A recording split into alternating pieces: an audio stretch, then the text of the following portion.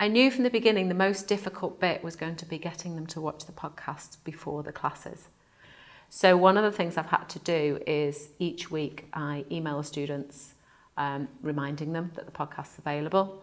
And then the day before the seminar, when they're going to come in and we're going to do exercises on what's happened in the podcast, I send those who haven't watched the podcast an email saying, please get on and watch it right away.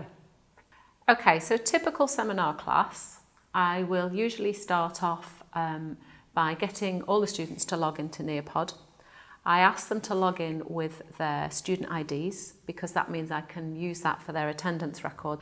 Once they've all logged in, that means that they can then see my slides, my PowerPoint slides that I've converted into Nearpod slides. And it also means that they can take part in all of the activities that we're going to do during the session. So I usually start off with a quick quiz, 4 or 5 questions, multiple choice questions usually, or perhaps something like a fill in the blanks type question based on the information that they should have watched in the podcast. Then we move on to, I take a poll, again using Nearpod, and the poll is trying to identify which topics that particular class found most difficult to understand when they were watching the podcast. By doing that, it does 2 things. Firstly, it tells them that I am interested in what they found difficult and what they didn't in that podcast.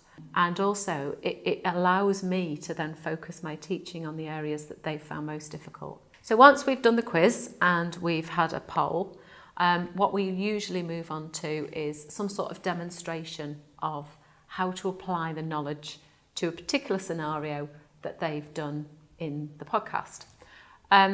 Quite often in the podcast, I will have asked them to complete an exercise in their workbooks whilst they're in the middle of watching it. I'll say, press pause, go and do this exercise.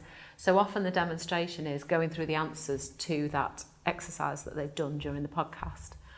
So once we've done that, that kind of sets the scene for them to do some more exercises in their workbooks.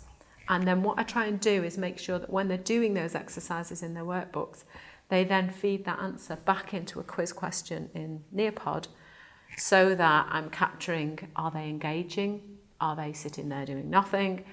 Have they really completely misunderstood? Are they getting completely the wrong answer? Or are actually generally the whole class doing okay? When the students are doing the exercises in the workbooks, they tend to be longer exercises, so they might take 15, 20 minutes. We've deliberately staffed up those sessions, so we have 3 staff, including myself, and we will circulate all around the lecture theatre and sort of be a bit available. And the students are now used to that, so as soon as they get stuck, they will raise a hand, they'll ask a question. So at the end of each session, I allow about 20 minutes to give students the time to ask questions that have come up, either from the podcast or from that particular session. The interesting thing, since I've been using Nearpod and they put their answers into the computer, initially I just thought, well, that's fine, we'll just use that. But now I've found I can actually ask them to shout out, and they seem to be a lot more confident because the interaction's there all the way through and they're always putting answers into Nearpod. They seem to be a lot more willing to interact verbally as well than I've ever known before. And I think that is because they're not sitting listening and then there's not a silence when I ask a question. Somebody always shouts out, and I think that is because they're just more used to having to give an answer regularly.